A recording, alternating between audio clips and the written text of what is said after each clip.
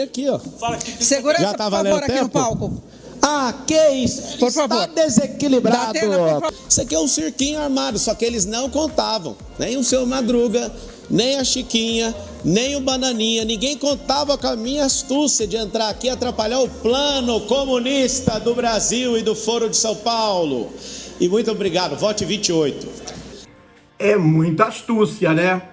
Caros amigos, meu nome é João da Costa, do canal Direita da Costa TV. Se você gosta desse tipo de conteúdo, inscreva-se no canal e não se esqueça de ativar o sininho de notificações. Hoje nós falaremos sobre o crescimento do Pablo Marçal e sobre como esse crescimento foi positivo para acordar as lideranças da direita.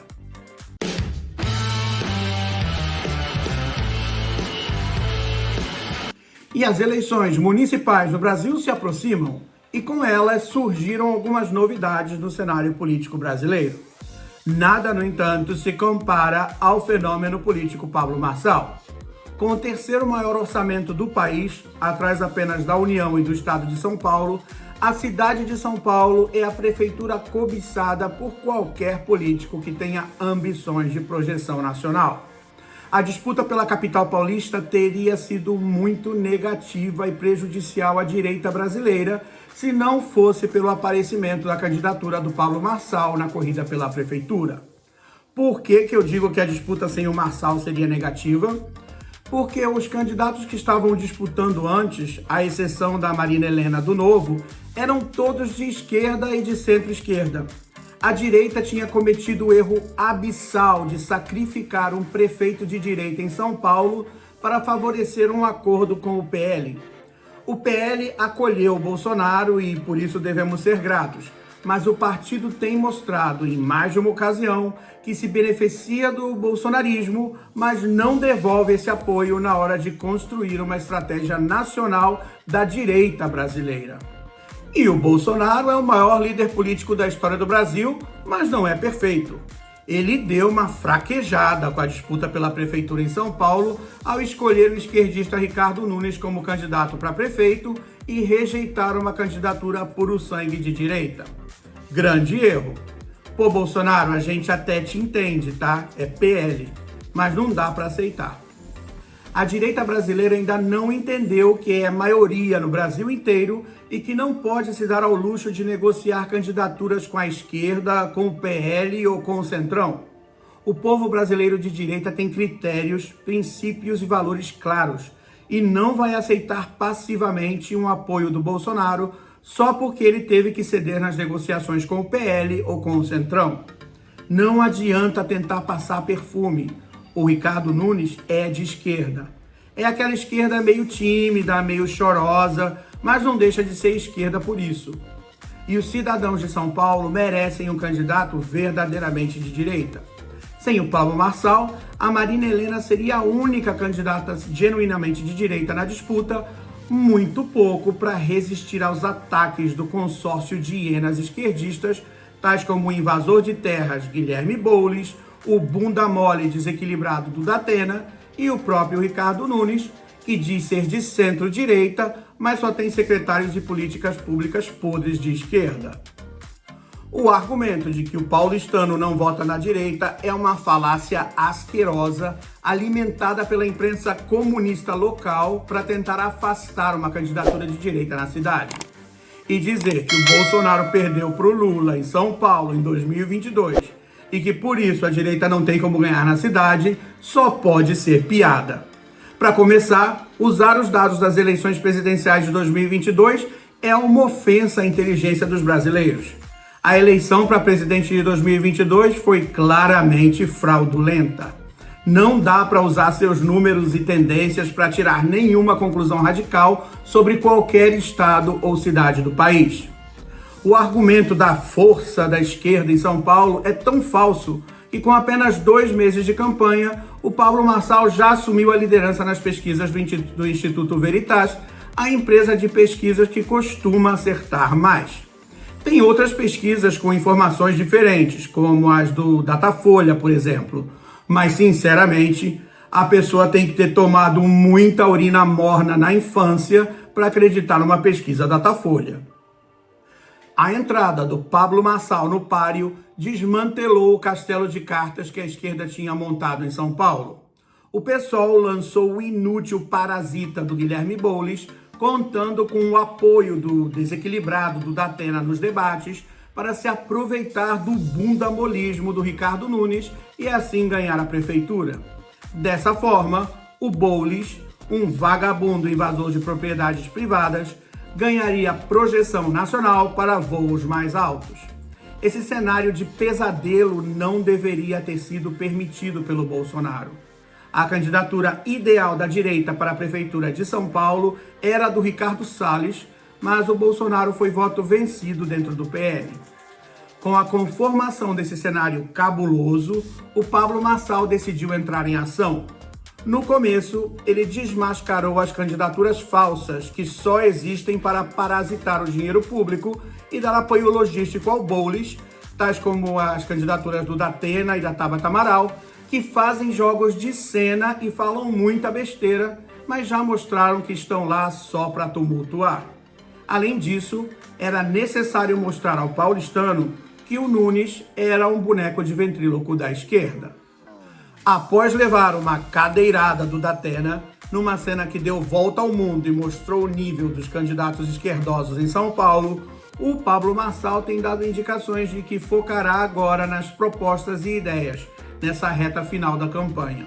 Como ele bem explicou, a estratégia de pé na porta que ele usou no início da disputa era necessária para dar um choque ao sistema, tirá-los da escuridão e assim mostrar para o público paulistano que o Boulos, o Datena e o Nunes não são dignos de confiança e muito menos do seu voto. Com uma campanha que defende abertamente e sem hesitações os valores e princípios conservadores, o Pablo Marçal deu um freio de arrumação na direita brasileira. Em primeiro lugar, mostrou que, ao contrário da esquerda, que é cega e vota apenas pela ideologia, o eleitor de direita não é gado.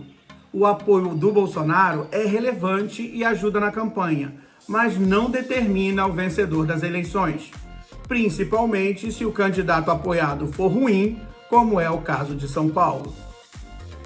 Eu vejo de forma positiva essa chacoalhada que o Pablo Marçal está fazendo na direita brasileira.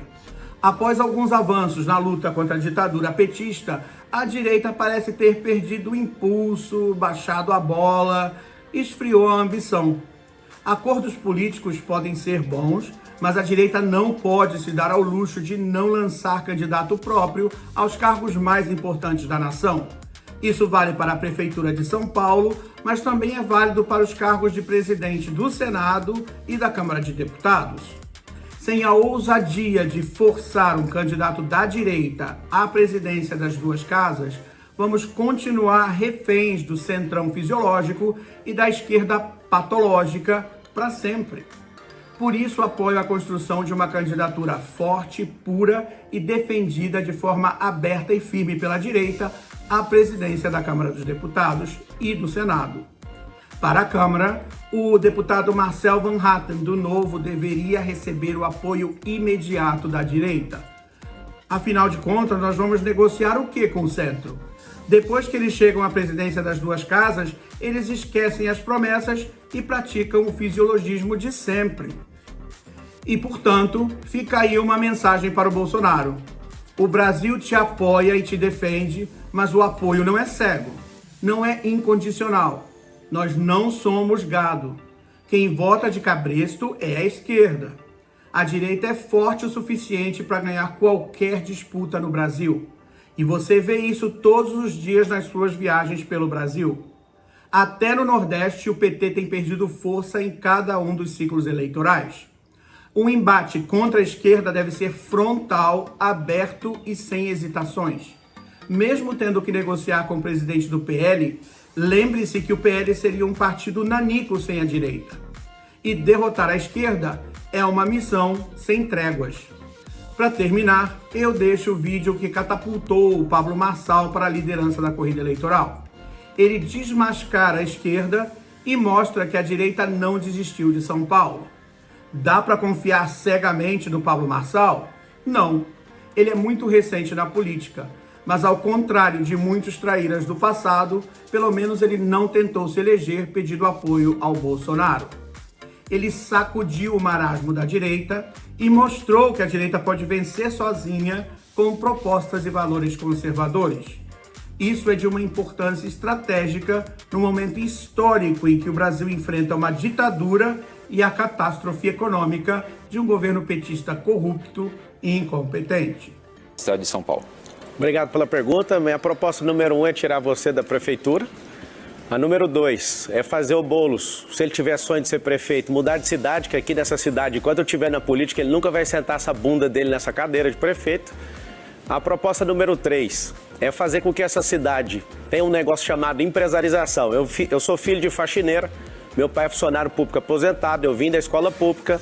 Nós aprendemos desde pequeno na escola pública a odiar empreendedorismo, a odiar rico, a odiar Estados Unidos. E aí a gente tem um problema. Nosso povo não prospera. Nós temos 2,2 milhões de empresas na cidade de São Paulo. E aí sabe o que eu quero? Eu quero ensinar desde pequeno para todo mundo, para todas as crianças na favela. Quero ensinar para todo mundo o que é esse modelo de empresarização. A partir de 2025, Marçal na prefeitura, todas as 2,2 milhões de empresas terão um braço de ensino, nenhum ônus para o empreendedor, mas ele vai fazer com que o ensino chegue nos seus trabalhadores, os parentes e as pessoas que moram próximas dessas empresas. Para quê? Vamos ensinar as profissões do futuro, porque nosso país vai virar um país escravo tecnologicamente, não vejo nenhum desses candidatos falando disso. Nós vamos ensinar as profissões do futuro, tecnologia, inteligência emocional. A gente tem mais homicídio do que países em guerra. Nós iremos ensinar o passo a passo, mesmo que você não queira empreender. Eu descobri uma coisa nas favelas, inclusive aqui, tem gente que é fama de ser dono da favela aqui. Qualquer um desses candidatos aqui está desafiado. Nessa campanha, pré-campanha, eu fui em mais favelas, até quem nasceu na favela aqui em São Paulo. Eu continuo nesse desafio falando uma coisa para vocês. Todo mundo quer prosperar. Eu sou o candidato mais próspero aqui. Você veio falar de como fazer isso, eu paguei mais impostos do que tudo que vocês já geraram de riqueza na vida juntos. Eu sou alguém que tem uma família mais forte, mais pujante que todos vocês juntos. E eu sou alguém que tem uma juventude que eu, de fato, posso colocar toda a minha disposição. Eu já resetei esse jogo da vida, construí o que eu quis, saí da periferia. E eu quero que essa cidade, até você que está aí na periferia, mais pobre, aí em Travinhas, no alto do Paraisópolis, onde não chegou nenhum melhoramento público até hoje, com esses 111 bilhões, eu quero que você saiba que você, seu filho, vai prosperar. Curta, comente e compartilhe. E não se esqueça de se inscrever no nosso canal e ativar o sininho de notificações para não perder nenhum vídeo novo. Muito obrigado e até a próxima.